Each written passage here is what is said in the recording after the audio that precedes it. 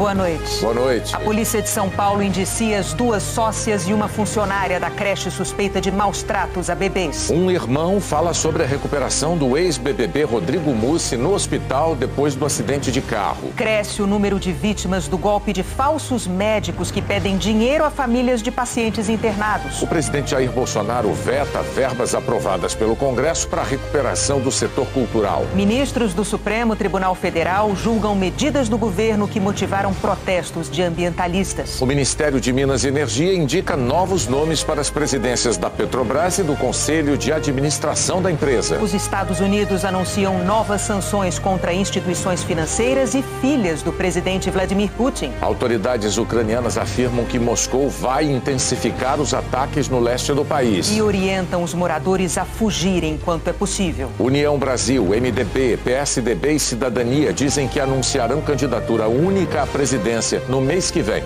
O Jornal Nacional começa agora. A Polícia Civil de São Paulo indiciou uma funcionária e 2 donas da creche investigada por causa de denúncias de maus tratos e tortura de bebês. Solange Hernandes recebeu o Jornal Nacional num escritório de advocacia. Ela não quis mostrar o rosto. Desde junho de 2017, ela trabalhava como auxiliar de limpeza na escola. A polícia começou a investigar o caso depois que esses vídeos circularam em redes sociais.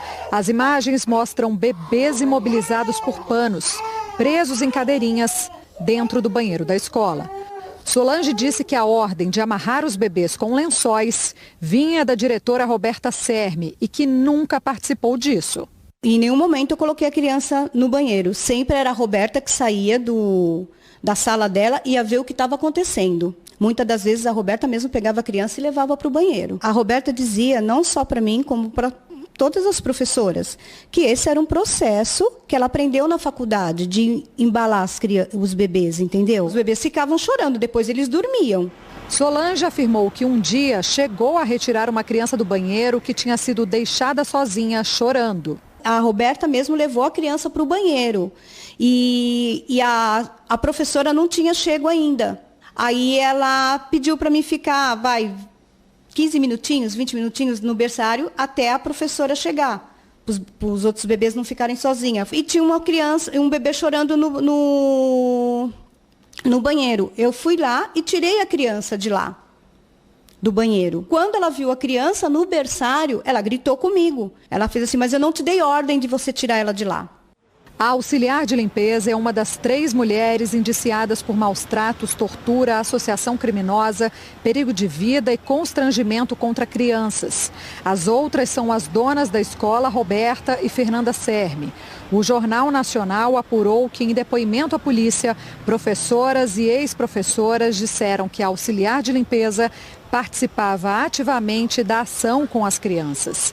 Solange diz que não ajudou em nada e vai provar que é inocente. Eu trabalhava lá na limpeza e nada você poderia falar, você não podia questionar nada. Nem eu e nem as professoras. Porque tudo tem que ser do jeito da Roberta, tudo é do jeito dela. Aí você fala, nossa, e você ficou lá, né? Eu precisava trabalhar, né? E eu não tinha autoridade, eu não tenho estudo, eu não tenho nada. A polícia pediu há 2 semanas a prisão de Roberta Serme por entender que ela exercia grande influência sobre os funcionários. Pretendia fugir e atrapalhar as investigações. Ela está foragida. A fase de depoimentos já acabou, mas para concluir o inquérito, a polícia aguarda o resultado de laudos periciais. A Maria tem um filho de 5 anos e uma bebê que estudavam nessa escola. A menina tinha 11 meses quando apareceu nesse vídeo e depois de tudo que aconteceu, as crianças ainda não conseguiram voltar a uma escola. A gente está procurando a melhor forma de explicar para ele, de mostrar para ele que escola não é para ter aquelas referências que ele tinha antes, né? Que o que ele tinha lá não era bom e não era correto. A defesa de Roberta e Fernanda Serme não quis dar entrevista. Anteriormente, o advogado André Dias afirmou que as cenas que aparecem nos vídeos foram forjadas com apoio externo para prejudicar as proprietárias da escola e que foram feitas sem nenhum conhecimento das diretoras e de outras professoras. Um homem se passou por médico para tentar tirar dinheiro da família do ex-BBB Rodrigo Mussi, que está internado em São Paulo. É um golpe que cresceu na pandemia. A ligação de um número desconhecido deixou o Newton preocupado. Em agosto do ano passado, ele estava com a irmã, o cunhado e a filha de 17 anos internados com Covid. Falou que era um médico do hospital onde minha filha estava internada e que ele não falou nada com a mãe da minha filha que estava no hospital para não deixar ela preocupada, ansiosa com o resultado do exame. O suposto médico dizia que a filha de Newton tinha sido diagnosticada com leucemia e que precisava de R$ 4.900 para trazer um aparelho que seria usado no tratamento. Eu estava preocupadíssimo com a minha filha. Aí, quando eu fiz o Pix, depois que eu fiz, eu já estava assim, meio que eu falei, comentei com a minha esposa, poxa, eu caí num golpe. Ontem, o irmão do ex-BBB Rodrigo Mussi contou nas redes sociais que quase caiu numa armadilha muito parecida. Diogo Mussi disse que foi procurado por um homem que se passava por médico do Hospital das Clínicas de São Paulo, onde o irmão dele se recupera do acidente na semana passada. Na mensagem, o golpista pedia R$ 7.000 para comprar remédios que estariam em falta no hospital. A foto usada era de um médico de verdade, um cirurgião do interior de Minas Gerais. Duas coisas principais. Primeiro, a minha imagem, que está maciçamente sendo colocada aí junto a esse golpe. E também pela ação da pessoa execrável de tentar aproveitar da fragilidade de uma família para conseguir dinheiro. Golpes desse tipo não são novidade, mas se tornaram ainda mais frequentes durante a pandemia. Os investigadores não têm dúvidas de que os criminosos se aproveitam de informações que saem de dentro dos próprios hospitais. O Sindicato dos Hospitais Particulares de São Paulo diz que as informações pessoais dos pacientes ficam protegidas, mas admite que vazamentos podem ocorrer. O presidente do Sindiosp lembra que nenhum hospital faz cobranças por telefone e pede aos pacientes que ignorem essas ligações. Nem os hospitais, nem as clínicas pedem qualquer tipo de complementação para qualquer procedimento, para qualquer medicação. Isso não existe. Deve imediatamente dispensar essa conversa, entrar em contato imediatamente com a administração ou do hospital, ou do laboratório, ou da clínica, para que possam ser tomadas todas as medidas, não só administrativas, mas na maior parte delas também policiais e legais em relação à busca, né, desses meliantes que tentam se aproveitar desses momentos das pessoas. A família de Rodrigo Mussi disse que ele deu mais alguns sinais de recuperação. Foram dias de angústia e incerteza para Diogo Mussi, sem saber se o irmão resistiria ao grave acidente de carro que sofreu em São Paulo. Quase uma semana depois, Rodrigo Mussi começa aos poucos a recobrar a consciência. Ele dá sinais claros de que ele está começando a acordar. O despertar, os médicos nos explicaram que tem que ser lento. Então eles vão controlando para que ele vá despertando lentamente, até para entender onde ele está, o que está acontecendo. São muitas lesões, né? Então tem remédio para dor ali também. Ontem ele abriu um dos olhos. Ele parece que ele ficou consciente mais ou menos por uns 5 minutos. Ele respondeu à médica que perguntou se ele estava ouvindo, ele balançou a cabeça positivamente. Então, assim, em menos de uma semana, pelo trauma, a recuperação dele tem sido muito boa. Rodrigo Mussi sofreu traumatismo craniano, teve uma fratura na perna direita e lesões na coluna. Passou por 2 cirurgias, na cabeça e na perna, e se prepara para uma terceira. No fim da tarde, a família informou que amanhã ele passará por uma cirurgia na perna. Ele vai retirar o fixador externo, também conhecido como gaiola médica, e colocar uma haste de sustentação dentro do osso da tíbia. E aí vai proceder com a ressonância na coluna, para saber a gravidade, se é procedimento cirúrgico ou não. Não se sabe se pegou medula ou não, mas muito provavelmente não. Ele está com os movimentos do corpo, ele está com movimentos não involuntários, porque ele se coça, ele aperta a sua mão, ele tem força até, ele mexe a perna. Às vezes ele quer arrancar alguma coisa porque está incomodando, então não são não são movimentos involuntários. Hoje à tarde, Diogo Mussi veio até essa delegacia para fazer uma representação criminal contra o motorista de aplicativo envolvido no acidente de Rodrigo Mussi. O delegado que investiga o caso aguarda a conclusão da perícia para fazer um relatório final, que será apresentado ao Ministério Público. É isso que, nesse momento, a gente busca, trazer todas as informações para que tenhamos condição de informar ao Ministério Público exatamente o que aconteceu. Sabemos que houve um acidente, o sujeito que causou o acidente informa que teve um momento de apagão, de dormir ou de desmaiar, não se sabe ao certo, e tudo isso está sendo juntado com relação também às imagens e testemunhas ouvidas. Em nota, os advogados de Kaique Reis, o motorista que dirigia o carro em que Rodrigo estava, disseram que no depoimento ele explicou por que estava com o celular de Rodrigo Mussi no dia seguinte ao acidente. Disse que retornou ao local para buscar seus pertences e encontrou o aparelho.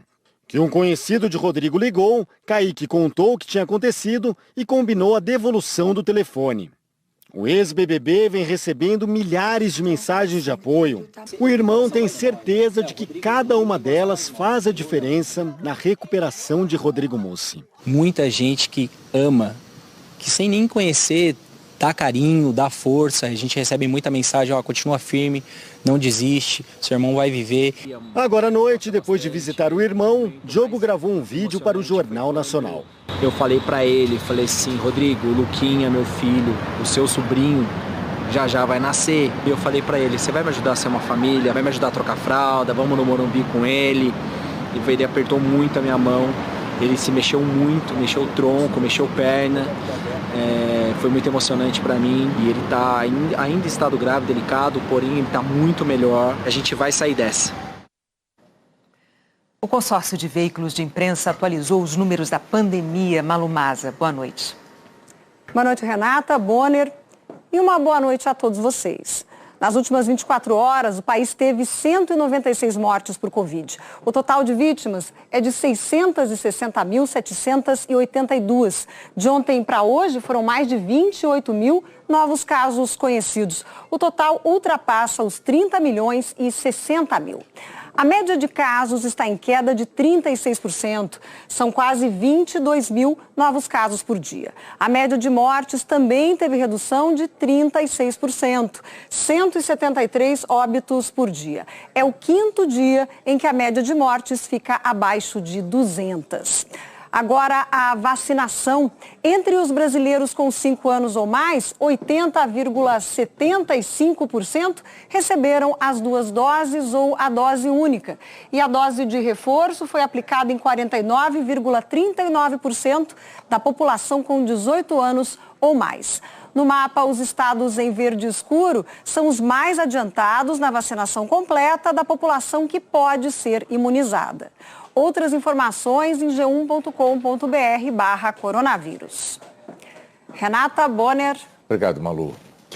O ministro do Supremo Tribunal Federal, Alexandre de Moraes, atendeu a um pedido da Polícia Federal e prorrogou por mais 60 dias o inquérito que investiga a associação mentirosa e absurda que o presidente Jair Bolsonaro fez em outubro do ano passado entre vacinas contra a Covid e casos de AIDS. Segundo a delegada responsável pelo caso, Bolsonaro é investigado pelos crimes de epidemia, infração de medida sanitária, preventiva e incitação ao crime. O ministro Alexandre de Moraes prorrogou por mais 90 dias o inquérito que investiga uma suposta milícia digital que teria atuado contra a democracia e o Estado Democrático de Direito. Na decisão, o ministro defendeu a necessidade de continuar com as apurações e observou que há diligências em andamento.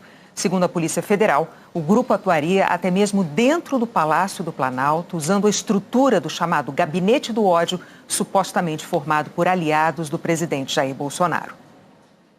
A seguir, o Ministério de Minas e Energia indica novos nomes para as presidências da Petrobras e do Conselho de Administração da empresa. Ministros do Supremo Tribunal Federal julgam medidas do governo que motivaram protestos de ambientalistas. O Supremo Tribunal Federal retomou o julgamento de uma série de ações que contestam a política ambiental do governo federal. Cena rara no plenário do STF. A ministra Carmen Lúcia exibiu um vídeo feito sob encomenda para ilustrar o voto dela. O documentário mostra que nos últimos 50 anos a Amazônia perdeu uma área do tamanho da Alemanha e da França juntas, que 1/3 das terras devastadas é resultado de grilagem, ou seja, posse ilegal de áreas públicas. Ainda de acordo com o vídeo que embasou o voto da ministra, de 2004 a 2012, o desmatamento caiu 83% graças ao Plano de Ação para Prevenção e Controle do Desmatamento na Amazônia. A retomada desse plano faz parte de 2 das 7 ações da chamada Pauta Ecológica do STF. Essas ações começaram a ser julgadas na semana passada. As 2 primeiras foram apresentadas por 7 partidos. Eles pedem que a Corte determine à União e aos órgãos federais que executem de maneira efetiva o Plano de Ação para Prevenção e Controle do Desmatamento na Amazônia. A esse processo foi juntada a ação apresentada pelo partido Rede Sustentabilidade, que alega omissão inconstitucional do presidente Jair Bolsonaro e do ex-ministro do Meio Ambiente, Ricardo Salles, em coibir o avanço do desmatamento na Amazônia. O julgamento começou na quarta-feira passada. O advogado-geral da União, Bruno Bianco Leal, negou que o governo tenha se omitido. Foi na busca de novas soluções, portanto, ministra Carmen Lúcia, para a prevenção e o combate ao desmatamento, que foi concebido um novo plano, que é um claro avanço no combate e controle do desmatamento na Amazônia. E, de fato, excelências, o novo plano, além de manter os objetivos do PPCDAM, do plano antigo, ele expandiu o combate ao desmatamento para novos biomas. No segundo dia de julgamento, o Procurador-Geral da República, Augusto Aras, defendeu a rejeição das ações.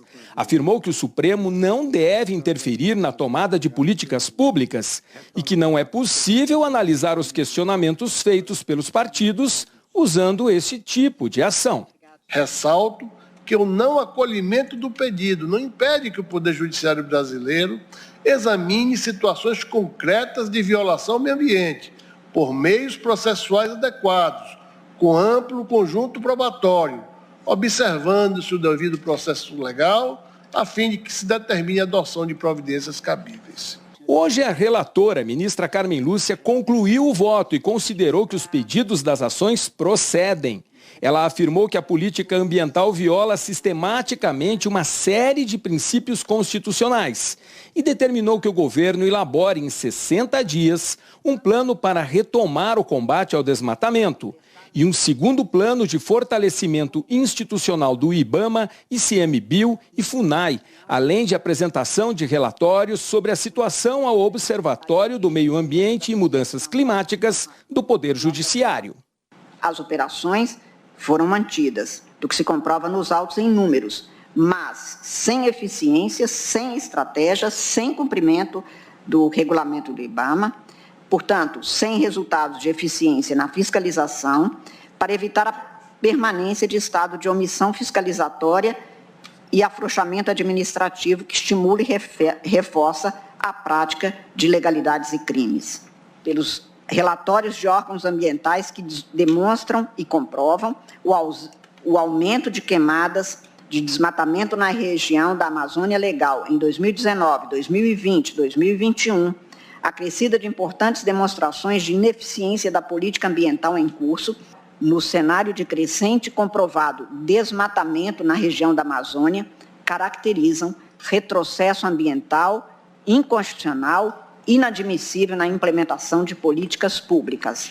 Logo depois do voto da relatora, o ministro André Mendonça, o mais novo integrante da corte, pediu vista, ou seja, mais tempo para analisar as ações. Esse pedido de vista do ministro André Mendonça suspende o julgamento até que ele devolva o caso ao plenário, mas não impede que os outros 5 processos do pacote verde sejam analisados. Tudo isso deve ocupar ainda várias sessões do STF. O objetivo dessas ações é avaliar a política ambiental, sobretudo dos últimos 3 anos, desde o início do governo Bolsonaro. Depois das duas ações em análise, o Supremo pode começar a julgar uma ação contra o decreto e uma portaria de 2020 do Ministério da Defesa, que teriam retirado a autonomia do IBAMA como agente de fiscalização ao atribuir a coordenação da Operação Verde Brasil 2 às Forças Armadas.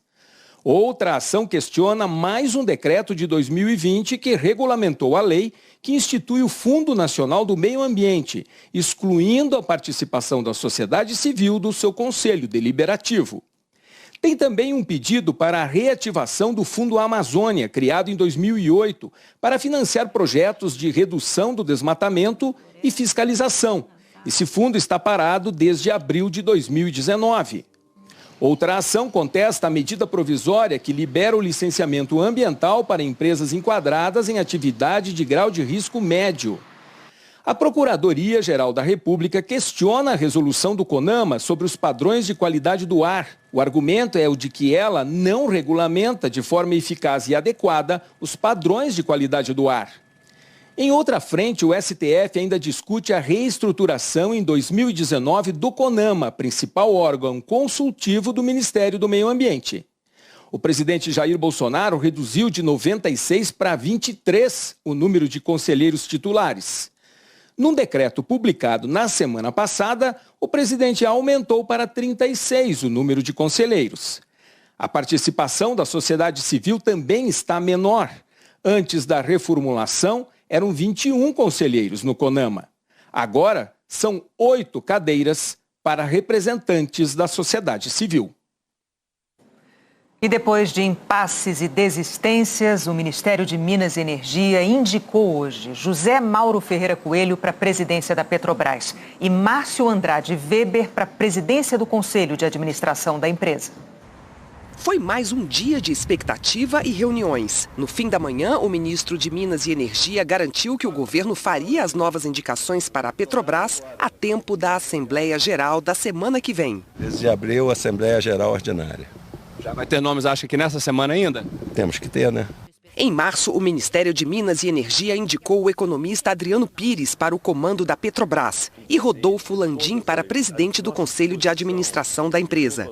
Mas as indicações duraram poucos dias. Pires desistiu de assumir a Petrobras em meio a uma apuração de conflito de interesses. Ele é dono de uma consultoria que presta serviço há mais de 20 anos a várias empresas do setor de óleo e gás. Muitas dessas empresas têm negócios com a Petrobras. Rodolfo Landim anunciou que desistiu da indicação porque pretendia se dedicar ao Flamengo. Nos bastidores, eles foram alertados de que suas relações com o setor privado poderiam impedir a aprovação na Assembleia. O Planalto tinha pressa. Cada dia sem um nome para a presidência da Petrobras representava um desgaste maior. No início da noite, o governo anunciou 2 novos nomes, que foram acertados diretamente entre o presidente Jair Bolsonaro e o ministro de Minas e Energia, Bento Albuquerque.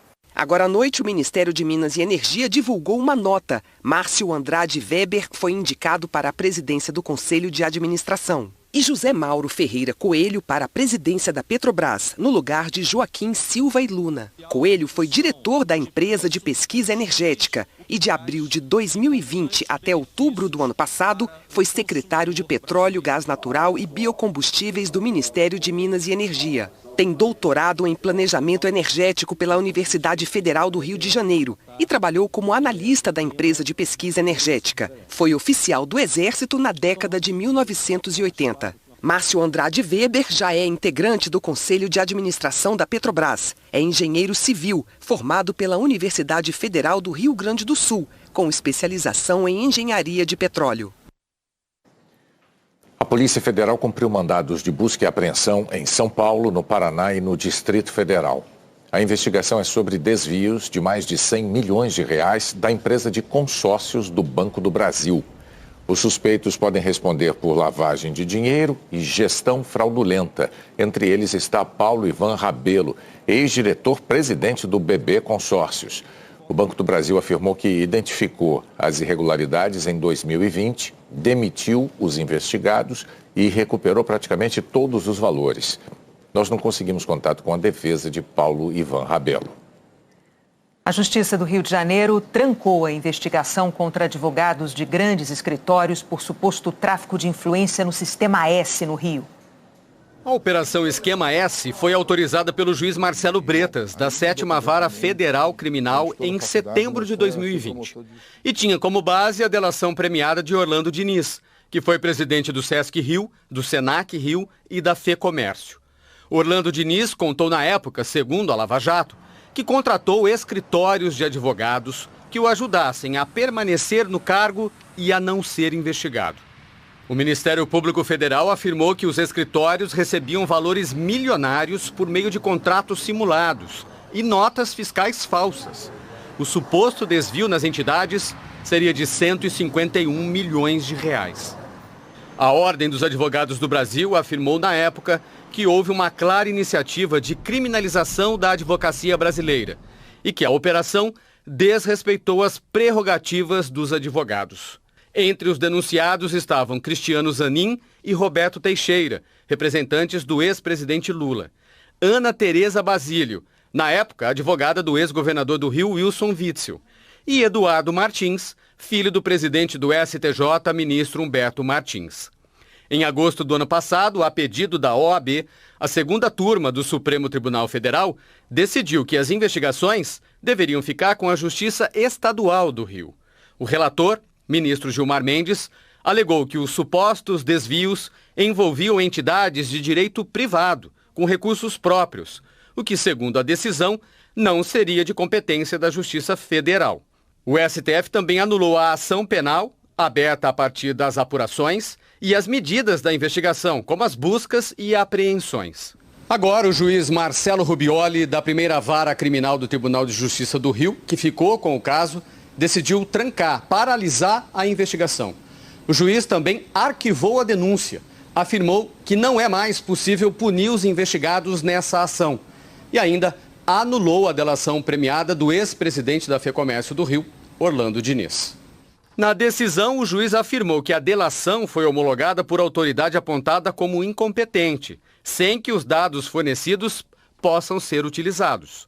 Ainda de acordo com o juiz Marcelo Rubioli, a investigação penal e as decisões tomadas até então têm o nítido intuito de criminalizar o exercício da advocacia. E que se os serviços não foram prestados, é caso de ilícito civil e não fato a ser perseguido na esfera penal. Com a decisão do juiz, as investigações sobre o suposto esquema no Sistema S do Rio ficam trancadas, mas poderão ser retomadas se novas provas forem apresentadas. Ana Tereza Basílio afirmou que foi provado que o escritório realizou todo o trabalho para o qual foi contratado, que os valores foram compatíveis com os processos e que espera que a decisão sirva de exemplo para que erros e perseguições não se repitam. Cristiano Zanin declarou que a decisão da Justiça do Rio resgata definitivamente a dignidade da advocacia ao colocar fim à perseguição praticada pela Lava Jato contra ele e contra diversos advogados que prestaram serviços jurídicos à FEComércio do Rio. Cristiano Zanin disse ainda que a decisão reafirma o trabalho realizado para demonstrar o indevido uso estratégico das leis por uma parte do sistema de justiça, com o objetivo de perseguir adversários e também advogados. Eduardo Martins afirmou que a decisão reconhece que excessos foram cometidos ao longo da operação e na denúncia e que não há qualquer indício ou prova que sustente a acusação. Nós não conseguimos contato com Roberto Teixeira nem com Orlando Diniz. A seguir, União Brasil, MDB, PSDB e Cidadania dizem que anunciarão candidatura única à presidência no mês que vem. Amanhã tem seleção feminina de futebol em campo, num amistoso contra a Espanha. A Globo vai transmitir o jogo a partir de 2h50 da tarde, horário de Brasília. A intimidade com a bola sempre vai existir. A atual treinadora do Brasil é também uma ex-atacante da Suécia, fã incondicional da qualidade técnica do futebol brasileiro. Por isso, não há ausência capaz de tirar a confiança da Pia Sundhage, mesmo que seja da maior jogadora da história. Marta está com uma lesão no ligamento cruzado do joelho esquerdo. Ela foi cortada dos próximos amistosos da seleção e não vai à Copa América, a competição mais importante do ano, porque dá direito a 3 vagas diretas para a Copa do Mundo de 2023. Outras jogadoras vão entrar. Haverá uma expectativa grande sobre elas, mas isso vai ser bom no futuro, disse a Pia. Além da Marta, a zagueira Rafaela e a volante Luana também foram cortadas desses amistosos na Espanha por lesões. Um obstáculo a mais para o Brasil, que não venceu nenhuma das 3 partidas no torneio da França em fevereiro.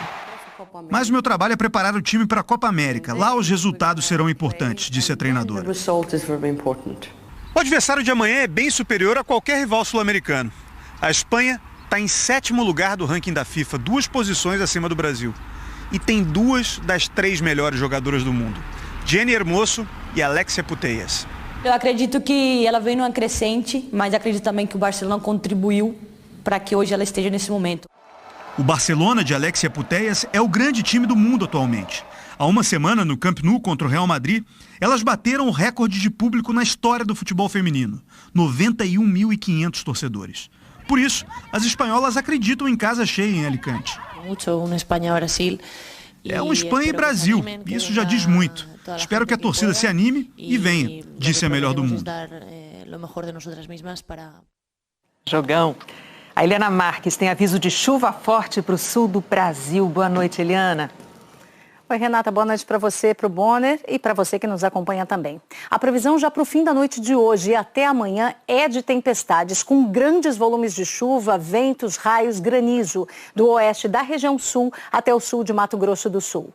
Estas são algumas cidades no caminho dos temporais: Santo Ângelo, Concórdia, Toledo, Dourados. Vai chover forte também em grande parte do norte e em áreas do Maranhão, Piauí e Ceará. As capitais com previsão de mais chuva: Fortaleza, São Luís, Manaus, Porto Velho e Belém. Sol o dia todo no sul do Rio Grande do Sul, em grande parte de São Paulo, do sertão de Pernambuco até o norte de Minas e na maior parte do centro-oeste. Cuiabá deve ser a capital mais quente, com até 36 graus. Previsão de tempo firme e calor também em Campo Grande, Goiânia, Brasília e São Paulo. Já Curitiba, Rio de Janeiro, Belo Horizonte e Maceió estão na turma com possibilidade de chuva, mas é pouca. Só que sexta-feira a situação muda no sul. Em Curitiba, as pancadas de chuva ficam mais fortes, enquanto Florianópolis e Porto Alegre têm previsão de um dia com tempo fechado e bem chuvoso. E o CPTEC, Centro de Previsão de Tempo e Estudos Climáticos do INPE, divulgou hoje pra gente as capitais que já tiveram muita chuva do início do ano até agora. Em Manaus, choveu mais de 1.000 milímetros e a média do ano todo é de pouco mais de 2.000. Ou seja, choveu quase a metade do normal para o ano inteiro em praticamente 3 meses. Em Belo Horizonte, esse percentual foi ainda maior, de quase 60% da média anual. Fortaleza e Teresina foram as mais chuvosas do país. Na capital do Ceará, já choveu praticamente 70% do normal para o ano todo. E em Teresina, passou disso. Olhando para frente, a tendência até o dia 20 de abril ainda é de muita chuva na região de Manaus. Em Teresina, Fortaleza e Belo Horizonte, nem tanto. Também pode chover bastante nas próximas semanas no oeste de Santa Catarina e no sul do Paraná. Até amanhã, Renata e Bonner. Até amanhã. A conta de luz vai mudar para a bandeira verde a partir do dia 16. Um dia antes, dia 15, vai acabar a taxa extra de R$ 14,20 a cada 100 megawatts-hora. Com o aumento do volume de água nos reservatórios, algumas termoelétricas vão ser desligadas. Sem essa tarifa extra, a previsão do governo é de uma redução média de 20% no valor das contas de luz. 4 partidos, MDB, PSDB, União Brasil e Cidadania, prometeram anunciar um candidato único para concorrer à presidência da República. Participaram da reunião os presidentes Luciano Bivar, do União Brasil, Baleia Rossi, do MDB, Bruno Araújo, do PSDB e Roberto Freire, do Cidadania. Ao final da conversa, em nota, os 4 partidos informaram que estão em tratativas para apresentar um candidato à presidência como alternativa no campo democrático, que no próximo dia 14 de abril, União Brasil confirmará um nome do partido para apreciação deste conjunto de forças políticas, que o candidato de consenso será anunciado no dia 18 de maio e conclamam outras forças políticas democráticas a se incorporar a esse projeto em defesa do Brasil e dos brasileiros. Dos 4 partidos, 2 já anunciaram pré-candidatos. O PSDB, com o ex-governador de São Paulo, João Dória, que venceu as prévias disputadas em novembro do ano passado. E o MDB, com a senadora Simone Tebet. O Cidadania chegou a anunciar o senador Alessandro Vieira, mas ele retirou a pré-candidatura e saiu do partido em março. O União Brasil recebeu a filiação de Sérgio Moro na semana passada. Moro havia sido lançado pré-candidato pelo Podemos. Ao ingressar no União Brasil, afirmou que, neste momento, deixava de ser candidato. O União Brasil afirmou, então, que a entrada dele no partido tinha como objetivo a construção de um projeto político partidário no estado de São Paulo e facilitar a construção do Centro Democrático. A candidatura única também foi tema de um encontro em Brasília hoje entre a senadora Simone Tebet e o ex-governador do Rio Grande do Sul, Eduardo Leite, que perdeu as prévias do PSDB para João Dória. Para chegar a um nome de consenso, os partidos vão avaliar o desempenho de cada pré-candidato nas pesquisas. É importante entender que o Centro Democrático vai ter candidatura própria, sim. Nós estamos unidos nesse propósito. Nós teremos um único candidato, como teremos um único vice. Conversarmos para construir convergência, junto com os nossos partidos. Respeitando aqui, a senadora Simone falou, meu partido fez prévias, tem o seu candidato, seu pré-candidato estabelecido. Nós respeitamos isso, ninguém está deslegitimando as prévias, elas têm a sua legitimidade. Mas não se trata aqui apenas sobre atender formalidades, mas sim de ajudar o país a encontrar um caminho. O nosso projeto, de todos que sentaram naquela mesa, não é nenhuma demagogia. O projeto é um projeto Brasil. Se todos estão despidos de sentar numa mesa para dar uma alternativa viável, a grande expectativa que hoje exige a nação brasileira, diferente dos candidatos que estão aí postos, então qualquer um desses partidos que sentaram na mesa falaram hoje que estariam dispostos a fazer isso. Já oficializaram as pré-candidaturas o PL com Jair Bolsonaro, o PDT com Ciro Gomes, o Avante com André Janones, o Unidade Popular com Leonardo Péricles, o PSTU com Vera Lúcia, o PCB com Sofia Manzano, o Democracia Cristã com José Maria Emael e o Novo com Felipe Dávila. O PT anunciou o nome de Lula, mas ainda não oficializou a pré-candidatura. A seguir, autoridades recomendam a cidadãos que fujam dos russos no leste da Ucrânia. O presidente Bolsonaro veta verbas aprovadas pelo Congresso para a recuperação do setor cultural. Reveladas composições de Pixinguinha guardadas há meio século. Autoridades ucranianas afirmaram que a Rússia vai intensificar os ataques no leste do país e orientaram moradores a fugir enquanto é possível. Enquanto os colegas cavam mais uma cova na cidade de Bucha, o homem conta o que ouviu dos soldados russos. Eles me falaram, viemos te salvar. Salvar do quê? Eu perguntei. Eu tinha emprego, meu filho estava na escola. Eles trouxeram um pesadelo, não são humanos. A mulher tenta consolar o inconsolável. Vambora, faltam 2 horas só pra gente enterrar ele. A gente precisa cavar o túmulo. Levanta. É meu irmão. É meu irmão. Hoje o presidente ucraniano Volodymyr Zelensky falou que a Rússia está destruindo depósitos de alimentos e equipamentos de agricultura para usar a fome como arma contra o povo ucraniano. Líderes do leste da Ucrânia orientaram a população a sair enquanto ainda é seguro e alertaram para um aumento da ofensiva russa. O governador de Kharkiv disse que na cidade de Izium é impossível retirar civis ou mandar ajuda porque os russos tomaram o controle.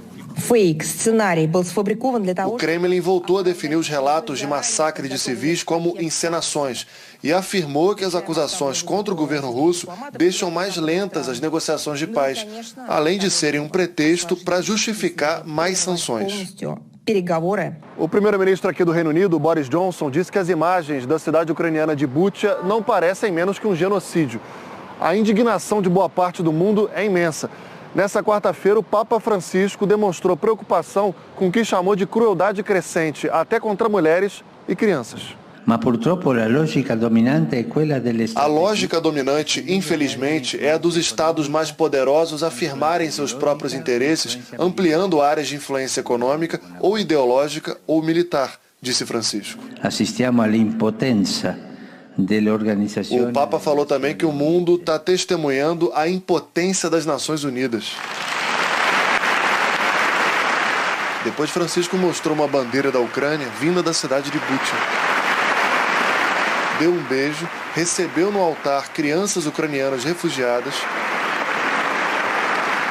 entregou ovos de Páscoa para elas e pediu que o mundo não esqueça o povo da Ucrânia. Não dimentichiamoli e não dimentichiamo il popolo ucraino.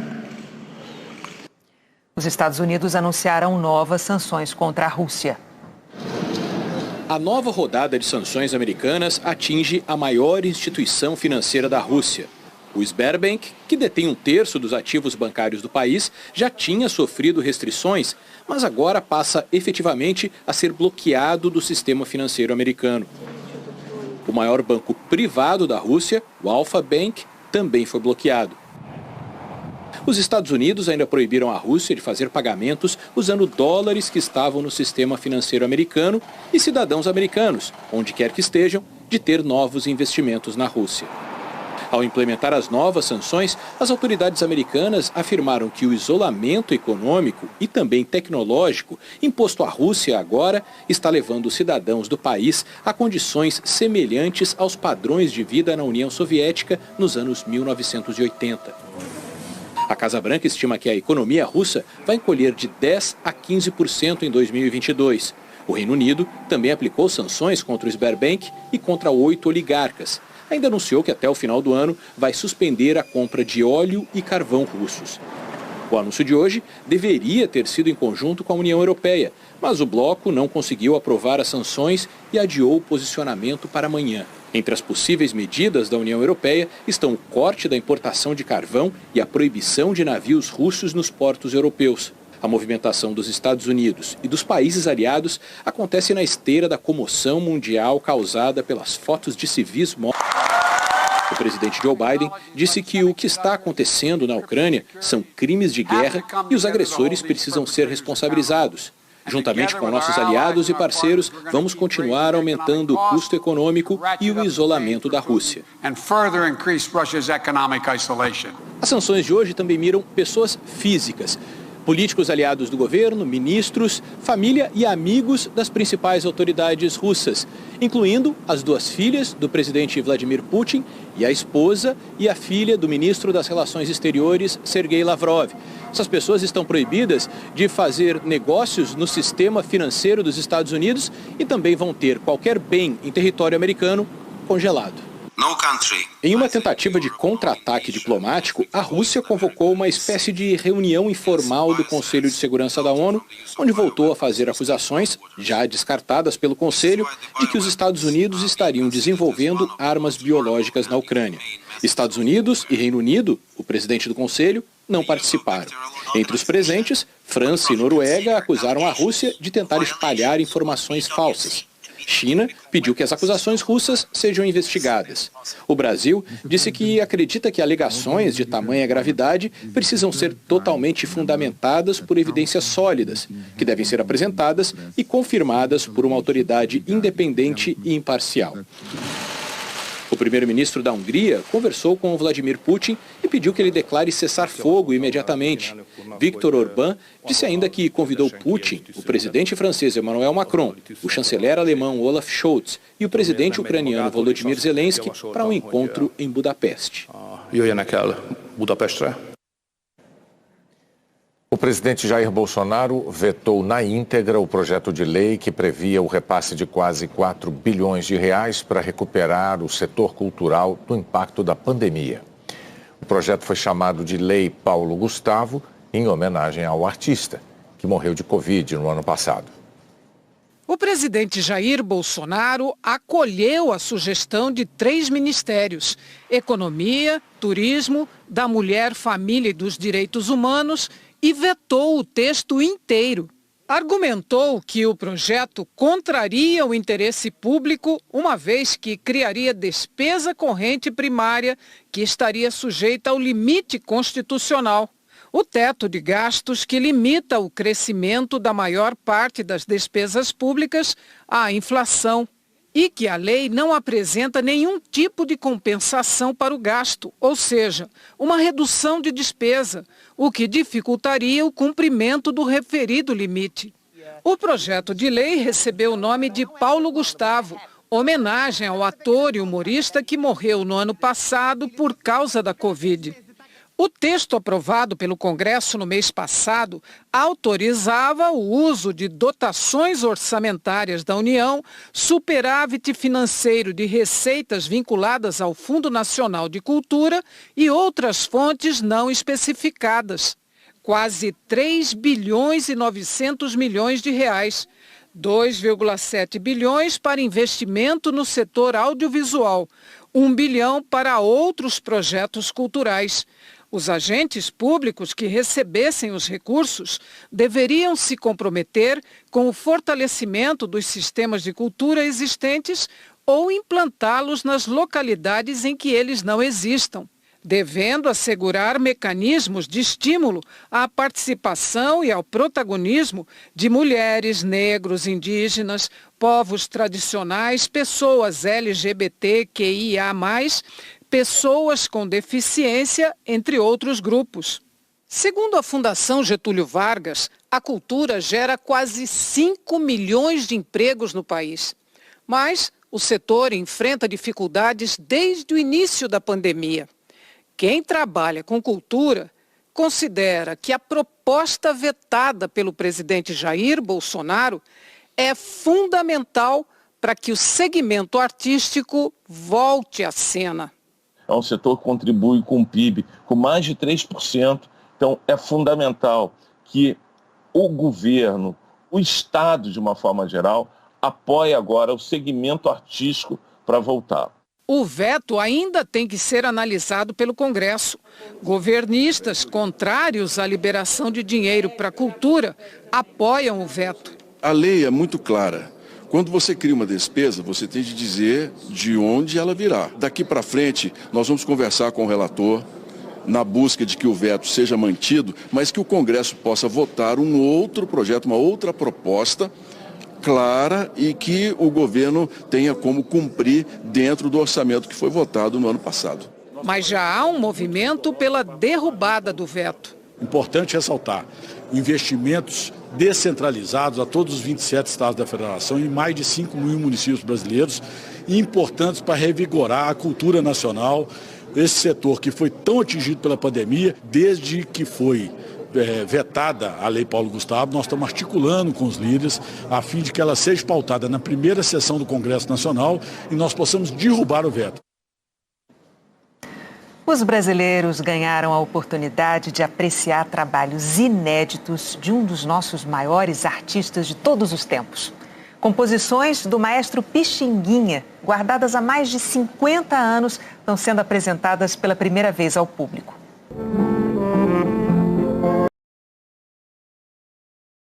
É considerado um dos maiores gênios da música brasileira. Compôs clássicos que entraram para a história. Um tesouro guardado há mais de 50 anos. É um acervo que só a família conhecia.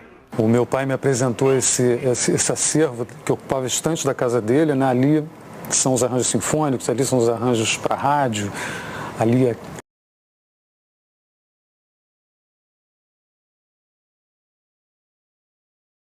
Fala rapaziada, beleza? Aqui quem fala é o Diego, aqui do canal Diego Esportes, e tô chegando pra te avisar que hoje tem Deportivo Táchira e Palmeiras pela primeira rodada da fase de grupos da Copa Libertadores. E no vídeo de hoje você vai saber tudo sobre esse jogo, as principais e últimas notícias da equipe do Deportivo Táchira e também as últimas informações da equipe do Palmeiras. Atual campeão venezuelano, o Deportivo Táchira, jogando hoje em casa, promete dar trabalho para o Palmeiras. Já o Palmeiras, atual campeão da Libertadores e vindo de título no Campeonato Paulista, vem para cima, querendo a vitória em cima do Deportivo Táchira. Então, se você é torcedor do Deportivo Táchira ou torcedor do Palmeiras, já faz um convite. Se inscreva agora aqui no nosso canal, já vai deixando o seu like no vídeo para nos ajudar. Ativa também o sininho de notificação para você receber nossos próximos vídeos e comenta embaixo o seu palpite.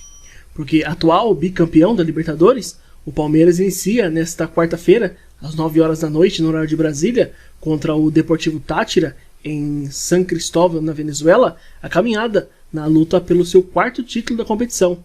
Além de 2020 e 2021, o Palmeiras também foi campeão em 99. O Verdão chega embalado pela conquista histórica do Campeonato Paulista no último domingo, no qual venceu o rival São Paulo por 4-0.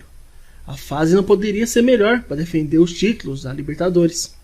O técnico Abel Ferreira deve mandar a campo um time modificado por conta de lesões e também dessa maratona de jogos. Já o Deportivo Táchira sonha em passar de fases de grupos da competição. Atual campeão venezuelano, a equipe faz boa campanha e está na vice-liderança na Liga Venezuelana. A expectativa é de estádio lotado e muita festa no estádio em San Cristóbal. Pelo lado aí do Deportivo Táchira, o técnico espanhol Alex Palere pode repetir a equipe que ganhou do Deportivo Lara na última semana. A principal esperança é no garoto Yerson Chacón, de 18 anos, considerado a maior promessa do futebol do país. Ele comanda o ataque do atual campeão nacional. Portanto, a provável escalação hoje do Deportivo Táchira deve ter Varela, Quinteiro, Restrepo, Marufo e Camacho, Flores, Edson Tortolero, Cova, Figueroa, Chacón e Uribe. Já pelo lado do Palmeiras, o treinador vai poupar alguns jogadores na partida, além de não contar com outros por lesão. Jorge e Mike assumem as duas laterais. No meio, Jailson ou Atuesta pode pintar na equipe, enquanto Rafael Navarro e Verón brigam pela vaga de Rony no ataque. Portanto, a provável escalação do Palmeiras deve ter o Everton, Murilo, Gustavo Gomes, Jorge e Mike, Jailson, Zé Rafael, Rafael Veiga e Gustavo Scarpa, Dudu e Gabriel Verón. O jogo de hoje vai ser apitado pelo trio de arbitragem argentino, com Dario Herrera e os assistentes Ezequiel Brailovski e José Savorini. E no VAR teremos Carlos Astroza. O Palmeiras e o Deportivo Táchira se encontram no grupo A, junto com o Emelec e o Independiente Petrolero. No grupo B temos o Atlético Paranaense, Caracas, Libertad e The Strongest. No grupo C, o Nacional, o Vélez Sarsfield, Red Bull Bragantino e Estudiantes. No grupo D, o Atlético Mineiro, Independiente Del Valle, o Tolima e o América Mineiro. No grupo E, Deportivo Cali, Always Ready, Boca Juniors e Corinthians. No grupo F, River Plate, Colo-Colo, Alianza Lima e Fortaleza. Grupo G, Colón, Cerro Porteño, Olímpia e Peñarol. E no grupo H temos o Flamengo, Universidade Católica, Sporting Cristal e Talheres. Então é isso aí, rapaziada. Desejamos a todos um ótimo jogo, que vença o melhor. Fiquem todos com Deus e até a próxima.